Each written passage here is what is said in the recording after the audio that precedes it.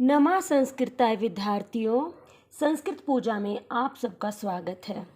जैसा कि आप लोग जानते हैं कि हम लोगों ने संस्कृत व्याकरण को समझने के लिए अपनी एक सीरीज स्टार्ट की हुई है, जिसमें मैं आपको समय समय पर शब्द रूप, धातु रूप, शब्दकोश, संख्यावाची शब्द, अन्य आदि चीज़ों से परिचित कराती रहूँगी। लेकिन मेरा मानना है कि संस्कृत को बिल्कुल अच्छे से और एक तरीके से पढ़ने के लिए हमें उसको बिल्कुल स्टार्टिंग से शुरू करना चाहिए।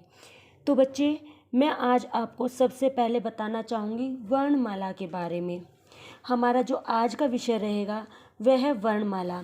क्योंकि देखिए, मैंने बहुत सी किताबों में देखा है, पढ़ा है कि उन सब में अलग अलग तरह की अलग अलग परिभाषाएं लिखी हुई हैं, जबकि संस्कृत में कुछ और लिखा है और किसी एक बुक में कुछ और लिखा है, किसी एक बुक और में कुछ लिखा है।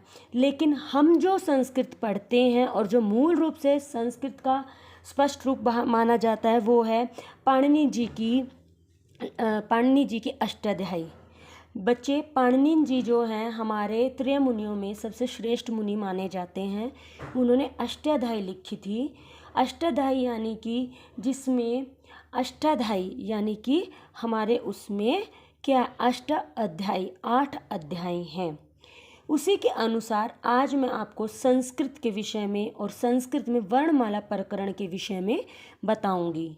वर्णमाला मैं आपको बताना चाहूँगी सबसे पहले स्पष्ट रूप से, संस्कृत में 42 वर्ण होते हैं। संस्कृत में 42 वर्ण होते हैं। वर्णमाला के दो भेद होते हैं। पहला भेद होता है स्वर, दूसरा भेद होता है व्यंजन। बच्चों, इस हमारी वीडियो में हम बात करेंगे स्वरों के बारे में। स्वर जिनका एक अपर नाम, अपर का मतलब होता है दूसरा नाम, आपकी भाषा में कहा जाए निक नेम, अच भी होता है। स्वर कितने प्रकार के होते हैं, क्या होते हैं, कैसे होते हैं संस्कृत में? अगर मैं आपसे पूछूं स्वर होते क्या हैं तो आप लोग बोलेंगे ए, आ, ई, ऊ, री, ये सब स्वर होते हैं।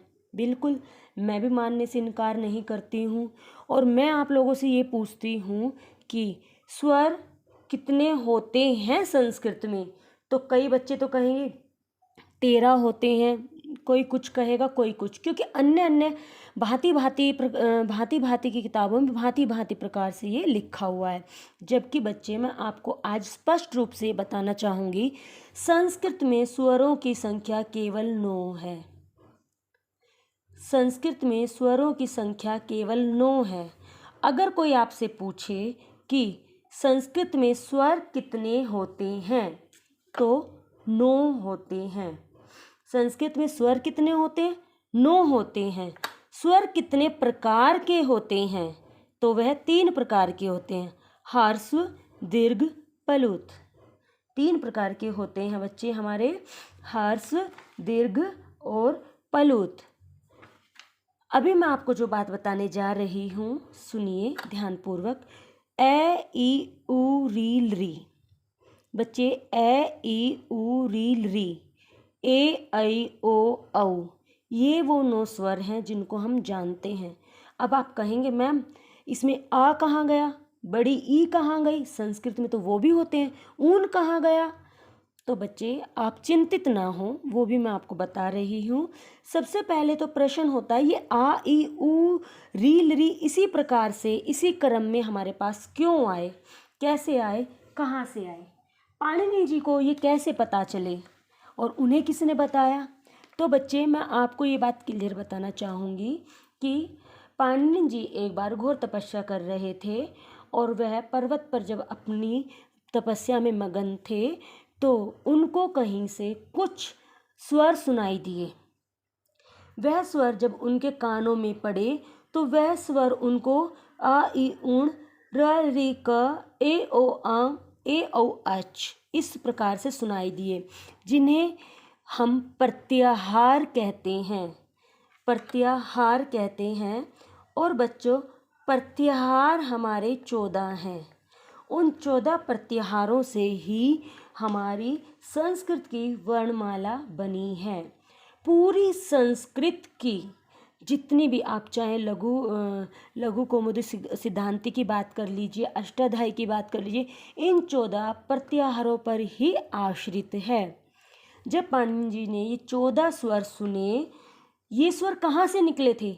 ये स्वर श्री शंकर जी के डमरू से निकले थे। ये डमरू का नाद था। जब भगवान शंकर जी बहुत प्रसन्न थे तो वो अपने डमरू को बजा रहे थे, तो उनसे, उस डमरू से कुछ ध्वनियाँ निकली, जिन ध्वनियों को हमारे पाणिनि जी ने आ ई ऊण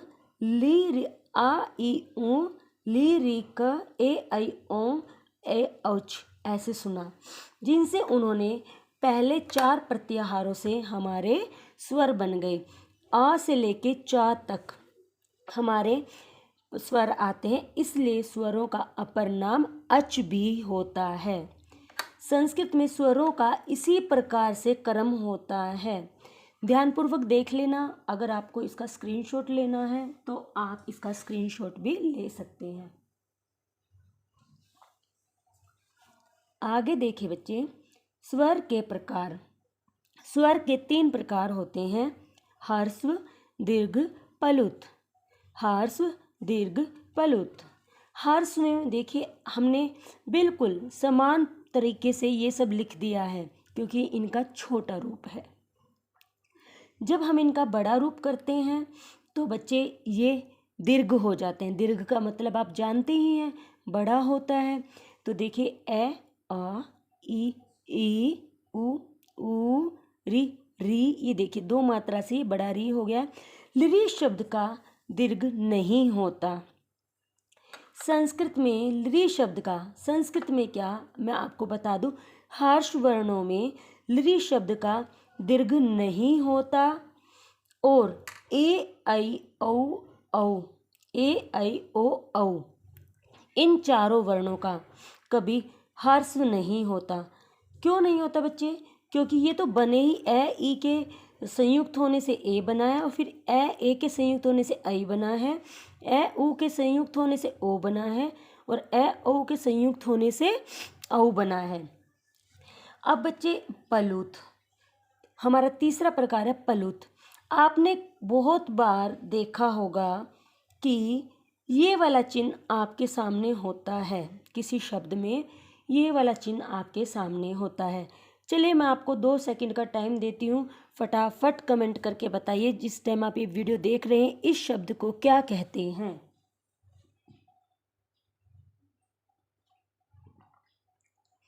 वेरी गुड। इस शब्द को प्लुत चिन्ह कहते हैं।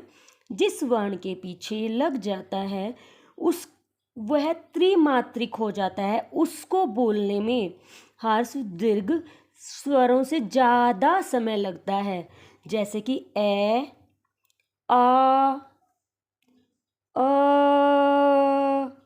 इस प्रकार। आपने कई बारी देखा होगा, एक शब्द हमारे पास लिखा होता है, ये देखिए ओम, और जब भी आप ओम का उच्चारण करते हैं, उस ओम के उच्चारण को आप इसी चिन्ह के कारण इतना लंबा खींचकर उसका उच्चारण करते हैं, जैसे आप लोग करते हैं। करके देखिए मेरे साथ, ओम।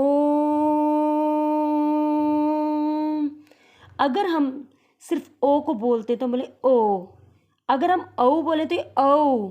लेकिन ये प्लुत बनने से क्या हो गया है, ये प्लुत चिन्ह लगने से ये त्रिमात्रिक हो गया है। इसको हम 3 मात्राओं के समय में पूर्ण करेंगे। ये बच्चों मैंने आज आपको बताया है वर्णमाला में स्वर यानी कि अचों के बारे में।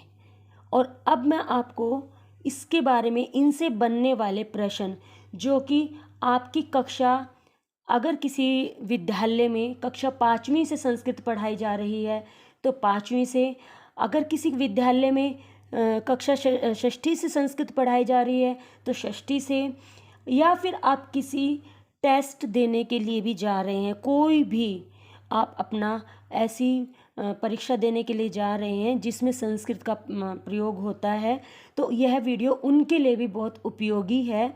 कि वर्णमाला में पहला प्रश्न आपका यहाँ से बनेगा, वर्णमाला में कुल कितने वर्ण होते हैं? वर्णमाला में कुल 42 वर्ण होते हैं। वर्णमाला के कितने भेद होते हैं? वर्णमाला के 2 भेद होते हैं, स्वर और व्यंजन। स्वरों का अपर नाम क्या होता है?